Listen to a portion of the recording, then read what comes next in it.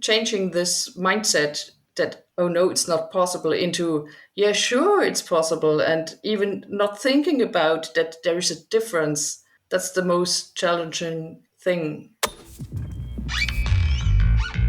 Off Gassing, a scuba podcast with host Nick Hogel.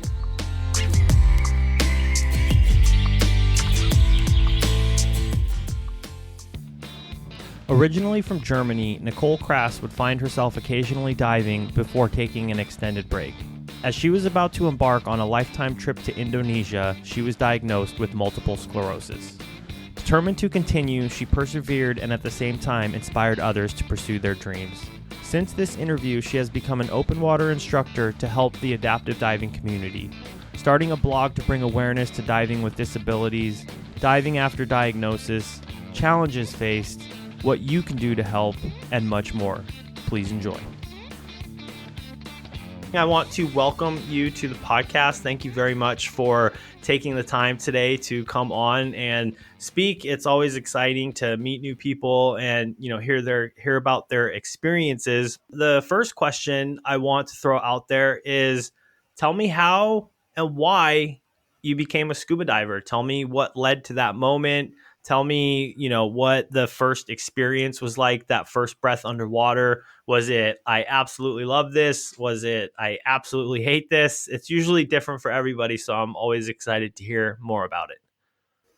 Okay, so let's start with this question. And it's a long time ago. In fact, it was in 1995 that I first tried scuba diving. That time I was living in Greece on a beautiful island, working in a hotel with children. And every week we had a kind of boat trip with the children and their parents, a pirate trip. We did some treasure hunting, and it was always fun. And the captain once said to me and to the other animators, my brother is a scuba diving instructor. You can join him and try scuba diving. And well, I was a young girl and I said, oh yeah, cool. That's nice. I love the water and I will do that. And I was really very excited on our only free day we had, because we had a lot of work to do there. And then the day came. We geared up, we heard a bit about dive theory, and then finally we went into the water and everything went really bad for me because I couldn't breathe. I was panicking, and the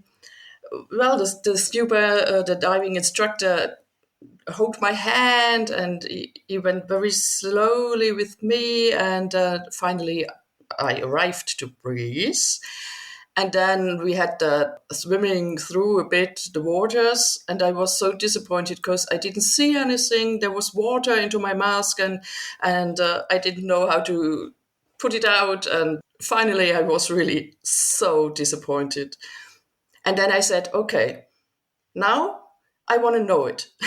And I will try it again, and then I'll do the course.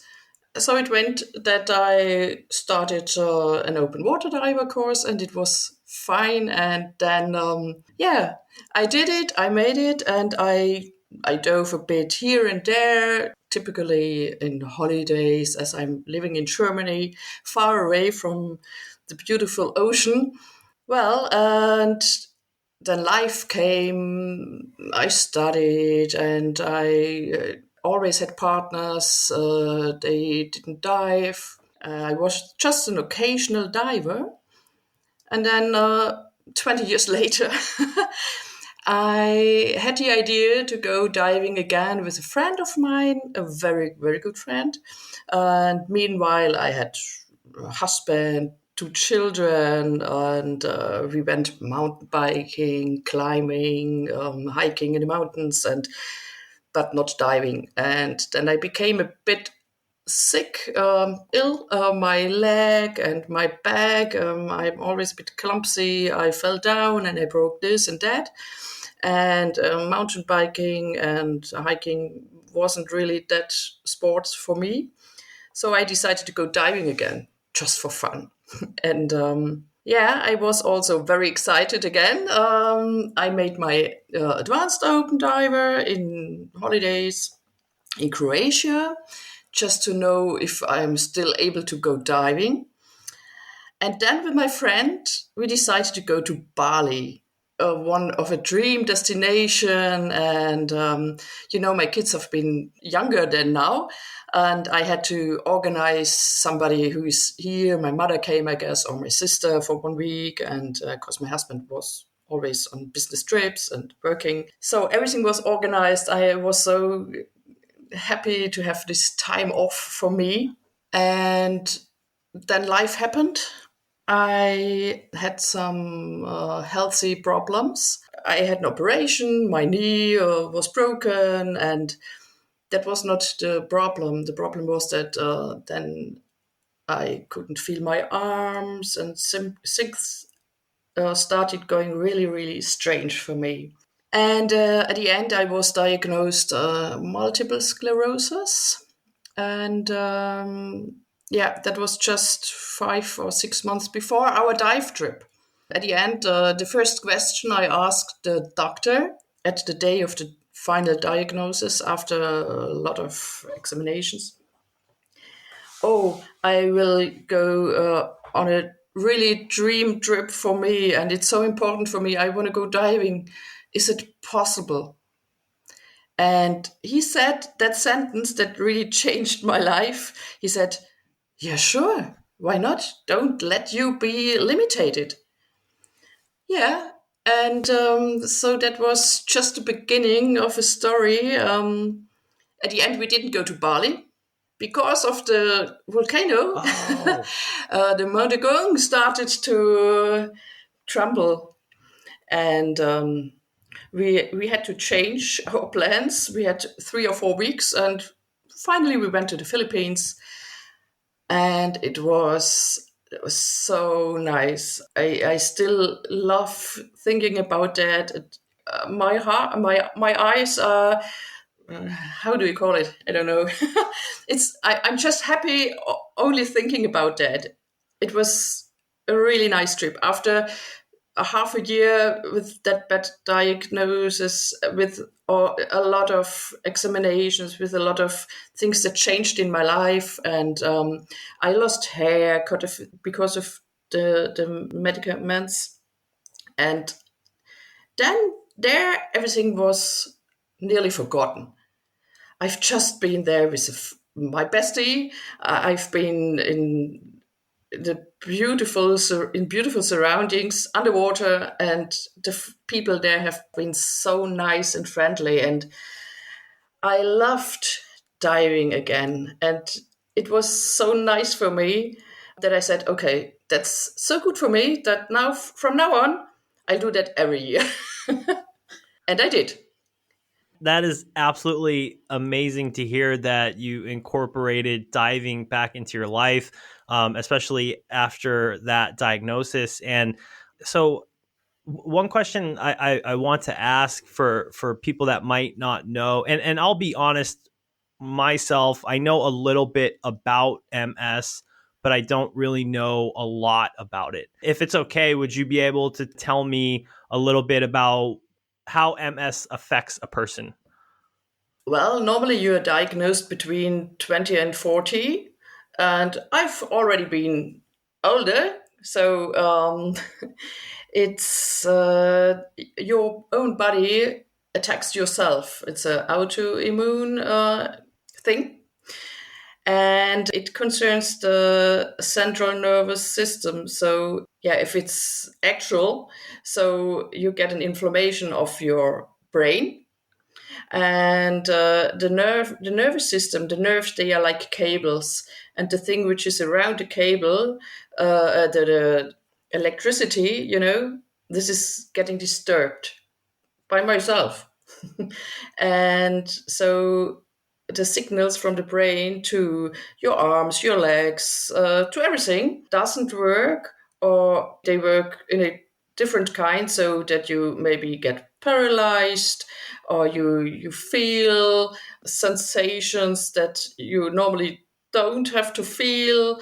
And it's you say it's also a thing with thousand faces. You never know what's coming. A lot of people have problems with the eyes, with the nerve. For me, it's always the arms, the legs, and then you cannot really walk in a normal way. And years ago, they said, oh, at the end, you will sit in a wheelchair. But now there are not a lot of pills you can take, or there's medicine, and you can live a more or less normal life. The thing which you should avoid with MS is stress. The good one and the bad one. And because if you are stressed, then it can start again with that inflammation in your head. And each time you have those inflammations, it leaves something and in your head. It's a sclerosis, and your brain has to take other synapses, and therefore you have to think more about things. To concentration is less. You're getting very tired. It's called fatigue. Yeah, things like that. But still, I'm fine. I can do everything. And as long as I'm able to do everything, most of all diving, I will do that. As long as I can, I will help others to go diving as well. Therefore, I'm now on my way, on my mission to do the IDC. By the way, I'm starting this week. Congratulations. Yeah, thank you. I'm starting, and hopefully I'll get it at the end. Of course, I'm a dive master meanwhile, and I want to help people with disabilities to also have the possibility to go diving, to have this fascinating feeling of non-gravity, of being underwater, of seeing this beautiful underwater world and leaving everything behind, and also barriers. And it's such an inclusive sport, and I want to push it a bit. And therefore, I started writing a blog. Okay. Okay. So when did you decide that you wanted to become a dive professional? So you got back into diving. I'm assuming you went to the trip to the Philippines. Was it after that that you decided you wanted to pursue the dive master route? No, it wasn't like that. First, I just decided to go diving for me because I felt so good underwater. And then 1 year later, 1 year after the Philippine trip, I went with the local diving center to the Red Sea on a liveaboard, my first liveaboard. And I said, oh, wow, if I'm not able to do all the dives there, well, I will take a rest because I always have to take care about me and with the MS, not too much stress. And at the end, I didn't live out one dive because it was so nice. And it was 1.5 years after I got the MS diagnosis. And at the airport in Germany, I've seen another group of divers because you always recognize them with their bags and there are all the diving stuff. And there was a guy sitting in a wheelchair. And honestly, I thought, huh? Why is he in this group? How can he dive? Really stupid thoughts, but I'm honest. I had those thoughts, and a few days later, on our liveaboard, we had a surface interval. I've been outside. Longimanus was around our boat. Everybody was looking, and in the Red Sea, you have most of the time you have a lot of other liveaboards together at the diving spots. And I've seen on the neighbor boat that guy with his wheelchair. And he was rolling over the dive deck and preparing himself to go diving. In his wetsuit, he prepared everything, geared up, and he had hand paddles instead of fins. I watched a bit the scene, and I've been standing there alone for me, and I said, yes, sure, he can go diving. Why not? And if one day I will maybe also sit in a wheelchair, or I'm not able to move really like now. But I will go diving. I can do that. And I said, yes, I can. It was Obama time. And I said, yes, I will do that. And I had that always in my mind. And, I'm a journalist. I'm writing for clients, mostly online texts. And then I put it together. I said, I want to know. I did some research for people with disabilities, because I said, yes, I will go diving even if I will be handicapped one day. And I made some research by my own. Where could I learn how to go into the water and go outside, and what to do with handicapped people diving. And I quickly found out there's not really much to find about. And I was quite disappointed. And I said, yeah, I want to learn it, but where and how and who could teach me?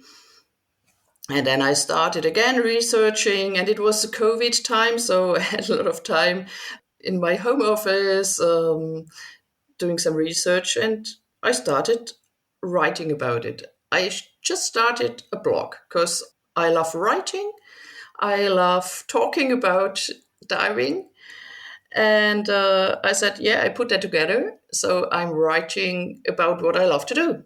I didn't have a goal. So that's my business plan. I'm doing a blog now. I just started writing. Like I'm talking. If I'm talking about diving, about fishes, and I don't stop. That's me. My friends know me. And yeah, and then I started, and the first text on my blog was, well, I have the idea to start a blog because I want to spread out the mission. Hey, you can go diving even with disabilities. And I'm doing interviews because I loved it, and with people talking about their experiences. And that was the beginning. And I didn't know where it will end up. And meanwhile, I had a lot of really, really nice interviews, funny interviews, for example, with a blind person diving. Everybody said, huh, why is he diving? He doesn't see anything. Why? And I said, yeah, why not? Because he's in a group, he is completely integrated, he is with the others. And that's the only reason. And he loves being without gravity, and he can do whatever he wants. And so he's going diving. And this was a really funny interview, by the way. And yeah, so I found dive center here in my hometown. They offered the adaptive diving course for divers. So you can be a buddy, just how to know how to treat people with handicaps and how to help them. And we said, after COVID, as soon as we can get back into the water in our pool, we will do that together. And we did it. And there was another student with me, a dive instructor, who said, oh, yeah, I heard about this. It's a cool course. I want to do that. And I heard about it. I found a blog on the internet, and it was mine. I couldn't believe that I got at least one person being interested in adaptive diving. And I was so proud of me. And yeah, then I started in our diving club, helping also others doing this course. We had a wheelchair user, a real one, not only simulation. And we dove with him, and that was such a good experience for me that I went on. I made my rescue dive, I made my dive master, and I wrote my blog. And then people asked me, I want to do this and that. Could you help me? I'm paralyzed. I don't have an arm. I have an amputation here. And could I go diving with you? And I said, sorry, no, I cannot go diving with you. I cannot teach you because I'm not an instructor. And so finally, I'm now on my way to be an instructor and helping people as much as I can. Oh, that's super amazing. I love that story. Just starting a blog and then to be able to inspire people out there to want to push forward to do that. When you started the blog, and I will leave a link in the description for listeners out there. But so when you started the blog, it was just for yourself. Did you ever think that it was going to become what it became, inspiring people and getting people to reach out and want to learn how to dive? Oh no, really not. I'm always thinking small, you know. Oh yeah, it's just me, just writing a bit about what I'm loving to do, and I really can tell you that I'm proud of myself to inspire others, and that they find me on Instagram, for example, like you, by the way, and and yeah, I want to leave something. I want to do something really good, because if you give just a little thing, it gives you so much back. For example, when we've been diving in our pool with that wheelchair user, he was already certified and he haven't been diving for a while, and he wanted to go with us to be in a good buoyancy, and we helped him. At the end, we have been so happy that that feeling to be together underwater, to helping moving.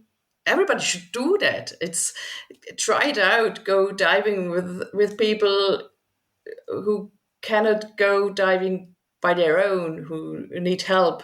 You don't need legs to go diving. We also have been diving with a young guy who has no legs, but he has arms, and believe me, he swims with his arms much stronger, and he's fitter than me with my fins on. And it's so nice to see people moving like fish in the water, and they don't have barriers. Yeah, it's try it out. You'll come to the surface and you're another person, because it's giving you so much happiness back. And yeah, at first I was just thinking about how people could help me one day when I'm maybe paralyzed, and just to know how they should help me. And then very quickly came the idea, yeah, sure, I want to help the others as long as I can, as long as I have the possibility to do that. And even now I'm working and learning on my IDC, and getting more and more the idea to do more for handicapped people. And even if I'm not able one day, getting older, to go into the water with them, there are other possibilities to help them to be on the surface and to motivate them. I had such a lot of people asking me, oh, I didn't know that I can go diving. Show me where and how. They even don't know that also with disabilities you can go diving. And that's a shame. We should open the doors for everybody doing this phenomenous sport. And even if they cannot go 40 meters, they shouldn't. It's not necessary. The best light is just beneath the surface. It's about 10 meters. And if you're paralyzed, normally you are limited to go to not deeper than maybe 10 meters. And you need to have a guide, an extra instructor who's the body for your body. Because as a paralyzed person, you cannot help in a case of emergency. So you need a body for the body, and you cannot go deeper than 10 meters. So what? You can go diving and you can enjoy it together with others. And it's so inclusive. You can do the sport either with or without disabilities together.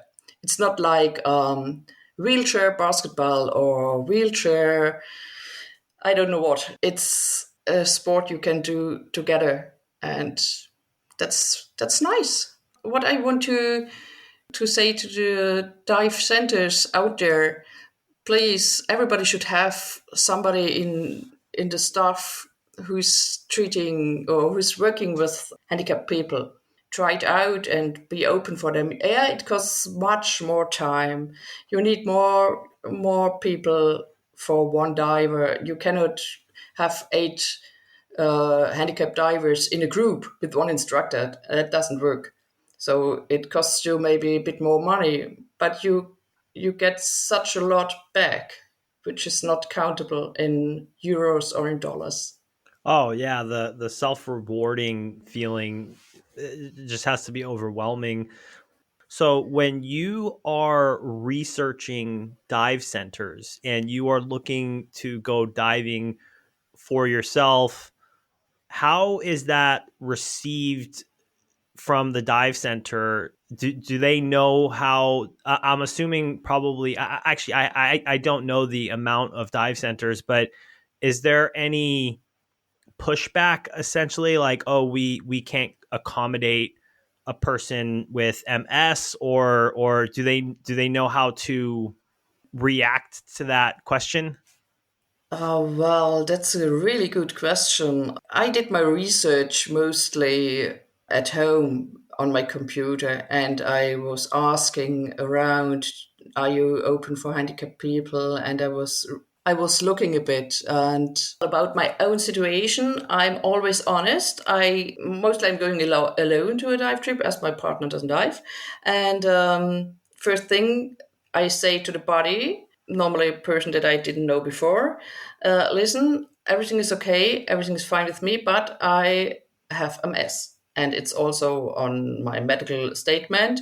And just to let you know, that's all. And sure, if I have an actual inflammation, I don't go diving, that's for sure. So you can treat me as a normal person. It's just to let you know. And that's not a problem at all.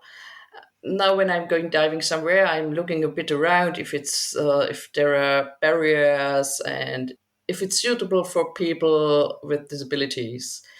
But I didn't have the chance to go everywhere to ask and to try it out and to talk to them. Listen, how open minded for people with disabilities? First thing I did some research and found some dive centers, first in Germany and a bit in Europe, and then I spread it out, which I found on the internet. And that's the first problem because you do not really find dive centers with for handicapped people, just a handful. Because they say, yeah, you can come to us, but it's not really suitable for you. And at the end, I always hear it's a kind of money thing because they need more staff to help, and it's a bit complicated. And well, I was invited last year to a show to speak about my handicap diving project. And in the audience, I've been watching a couple.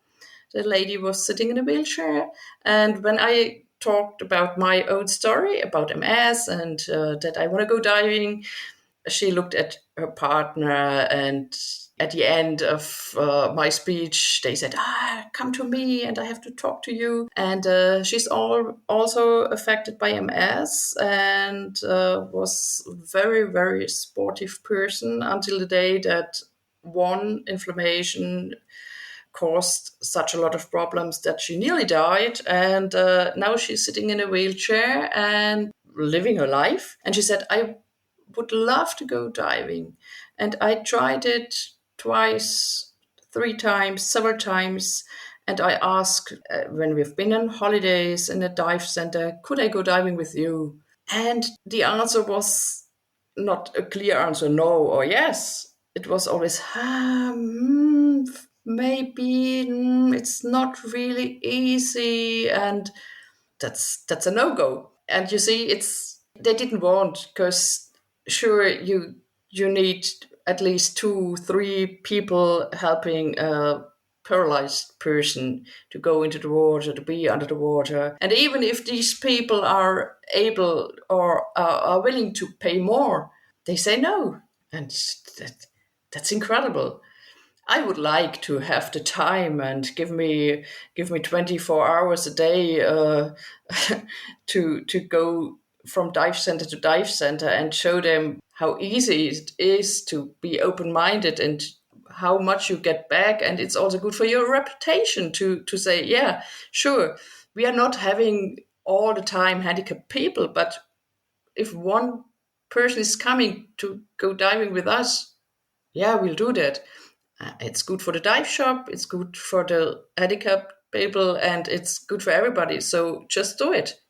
I could only imagine how challenging that must be on both sides, both parties, the person that wants to dive and then the person that is accommodating the dive. So as somebody that's been a dive master and helping, and you're about to go into, or you're going into the IDC, what sort of challenges are you encountering when you are helping these divers? What kind of challenges are you encountering? The only thing you have to think about is talking. Some weeks ago, I was helping with a young girl sitting in a wheelchair. She's paralyzed from the chest on, and we did discover scuba diving in a pool. And you always want to help. You say, could I do this or could I do that? And before we started, we talked about signs. Giving me a sign if you need help, or giving me a sign if you don't need help. And when I asked her, could I do this or that, she just smiled. And but in her eyes, she said no. And she was used to go swimming, so she knew people, for example, wheelchair users going swimming. First thing they do, if they are going into to the pool, where's the next toilet? How can I go into the water and out of the water? And what's the best way? Is there a lifter, or there are people helping me? Or even they are going by their own. They are living with their disabilities. It's also what you learn in that adaptive support course. You make simulations with the blind people, with paralyzed people, and you have your mask. You don't see anything, so you make the simulation. And we did that also at the beginning of my story. And we held each other the hands and, oh, be careful here and watch out there. And, there's the pool. Don't go too far on your left side. And that's so stupid, because people, they live with their disabilities mostly their whole life. And blind people, you don't hold that person by your hand, and they want to be independent, and they are struggling their whole life to live as independent as possible. And so you cannot come and say, oh, let's go diving and I'm helping you. I'm doing everything for you just to bring you into the water. Normally they know how to do that. You just ask how you can help, and then they say, yeah, please take care that there's the lifter on, or that, I don't know. You have to communicate. That's all. And then you always find a way. Okay. I wanted to ask or go back a little bit when you started to research for dive centers and places that you could go and dive. Is there I don't want to say central resource, but is there a big resource out there, or is there absolutely no main resource for somebody that is looking to dive, somebody that is looking into adaptive diving? Or is that just how you start looking? You type in adaptive diving and research it, or is there a place that somebody can go to find the different dive centers in their area that could accommodate? That's the clue. I thought that there was just a site. I type in handicap diving disabilities, something like that, and I find all information. But that site doesn't exist, and I was doing research here and there, and I just found a bit here, about a bit there, and not that one site giving you all the information. And that was therefore I started doing it by my own, giving information about what to do if you are concerning the medical statement, and giving a bit hope to go diving even if you have several disabilities, and showing talking with people with disabilities, divers with disabilities, and showing that everything is possible if you just try. Well, there are things that are not possible, but that's independent. That's not depending on your disabilities. It's for everybody. You cannot go diving. There are contraindications, and but having no legs or just one arm or being blind, that's not a reason to not go diving. And I was looking for that one page with all those information. That could be so easy, but I didn't find it. And so it was a bit the idea to create it by my own. But it's not that easy as I thought. And I'm still on it, and I'm still working it out to make it better, to put a lot of information in, and at least to put my own experience in this site, how to go on helping others and filling it with stories about handicap diving. Tell me about the dive center that you're doing your IDC with. Oh, that will be in the Caribbean, on Bonaire. I found this dive center on a diving show. And well, they convinced me with their program. That's all inclusive IDC, so I don't have to care about my hotel, about meals, about anything. I'm just there doing my IDC, being with the others together in an apartment and working on that without being distracted by anything from home, just doing what I love. Awesome, awesome. And where what's the name of the dive center? Yeah, it's Buddy Dive in Bonaire. And when I first asked, oh, can I go on doing my IDC with you?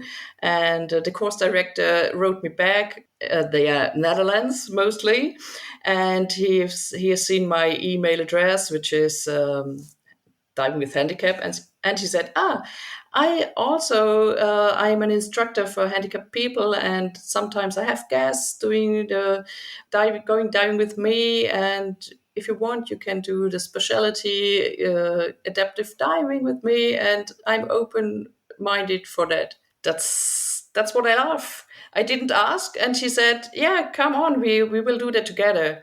And I'm doing also the scooter course to have the possibility one day maybe to help handicapped people being a bit faster underwater with a scooter. And so I'm doing that now after my IDC as a specialty, also a bit for fun, but also in mind with my handicapped people, divers, to offer them a bit more. Okay, okay. That's awesome. When will you said because you're starting the IDC soon, how much longer before you go out there? I am in the e-learning and in the preparation. Yesterday, for example, I've been here in my local diving club, repeating the skills, and since weeks and months, I'm already in the formation to get a instructor, and I will fly out to Bonaire on Thursday, so in 3 days. Awesome. Yeah, Very exciting. starting next week. Yeah. Oh, that's amazing. That's Yeah. amazing. Tell me a little bit about your local diving club. Yeah, well, we are not. I'm living in the southern part of Germany, far away from the sea. We have lakes, but also the lakes are at least 1 hour distance from us. So most time we are in the pool, and we are a diving club, and we have the great opportunity each Sunday evening. We have the whole pool, which is a 50-meter pool. We have the whole thing for us. We do free diving. We have now more and more children learning diving with us, and the mermaid section, normal scuba diving, and the handicap diving. And we invite at least twice a year. We are doing an event and inviting people from other clubs, from clubs for other handicap people, for example, people, well, I don't know the word in English, but we are inviting everybody to come learning diving with us. That's amazing. Yeah, yeah, it's amazing, but it's not as easy as I thought to make a bit marketing. Come on, we are offering diving and you can join us. But people are afraid. They say, I'm not really feeling good. I'm afraid of water. I don't know if you really can help me. And they don't come. That's a bit disappointing because we are offering our help, and it's not as how can I tell you? We thought it's easier to spread out the message. Come on, diving is open for everybody. Everybody can dive with us, and we are here for you. And it's a bit disappointing if nobody's coming. What are some of the biggest reasons that you hear for people that don't want to try?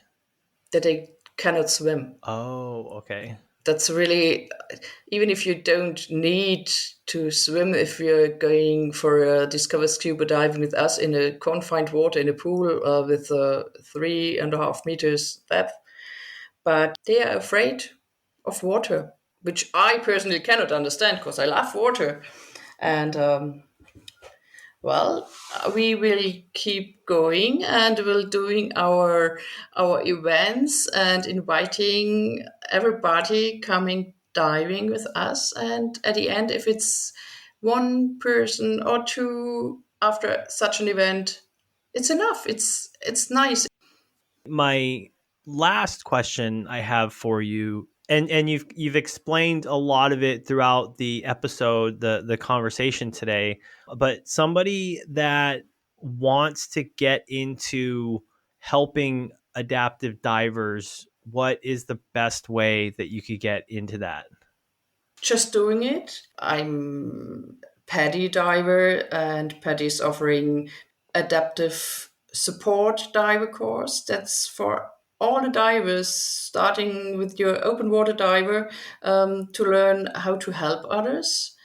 And then you have to be at least a dive master. Then you can do the Paddy adaptive techniques diver to teach others a bit more about that. In fact, you can do that with every organization. SSI, they offer the same. It's called classified diver. However you call it, it's always the same. It's just doing to help others to know a bit how to talk to them. And the first and most important thing you learn in that course, in my opinion, is how to talk with each other. Always to ask, do you need help with this or that? Then please tell me. And not being too offensive. Yeah, I'm doing this for that, and you don't need to do anything. We are here for you, and we are helping you. Because, as I said before, people with disabilities normally live with their disabilities, and they want to be treated as you and all the others. If they need help, they are able to ask you, please, could you just bring me this or that? They want to show you that they are independent. And sure, if you cannot move your legs and you need to move in a different way, either you take paddles on your hands or there's somebody who's moving you, but it's possible, and you just have to talk about that and not to talk about normal things, like be careful, here's a stone, don't and be careful about that, and can I help you here and there. That's too much. Just communicate. For me, communication is the clue. To think a bit like this person who's handicapped. For example, they need a wetsuit, but you have to think about how's this person coming into the wetsuit and out, and think like that. On the one hand, not thinking too much. On the other hand, just thinking on point what they really need, and that's what you learn by doing it and by trying it. And you always make mistakes, for sure. If you do it once, next time you know it better. And so just start diving with people with handicap. Sorry, I just have a couple. Is it okay if I ask a couple more questions? So, do you find that that is one of the biggest challenges for somebody getting into helping get into adaptive diving is the communication part? Is that one of the biggest challenges that you find? Yeah, remember the story I told you about that guy in the wheelchair I met when I flew to the Red Sea liveaboard? I also thought, why? How can he go diving? That's just in our thoughts. Changing this mindset that, oh no, it's not possible, into, yeah, sure, it's possible. And even not thinking about that there is a difference. That's the most challenging thing, I guess. We should integrate people with disabilities and not thinking, oh, they cannot do that and it's too complicated. Just trying, it's not that complicated at all. Was that maybe the answer of your question? My last question I wanted to ask you is somebody that has a disability and they want to get into adaptive diving, what is the best way forward? Just go to the dive center and say, hi, I want to go diving. Can I go diving with you? And insisting a bit. That's the best way. I wish that there would be more information to grab easily on the internet or in the dive centers. And therefore, I'm working a bit on it. But just go there and ask and say, yeah, I know that maybe it takes a bit more time, but I'm really willing to learn diving with you. So let's try that together. That's the easiest way. Nicole, I really, really want to thank you for coming on to the podcast today. I absolutely appreciate it. Thank you for taking the time to join us today. Thank you so much. Having the possibility to spread out my mission and just to say to everybody, please try it and don't give up. Go diving. It's such an amazing sport and it's so nice to be underwater.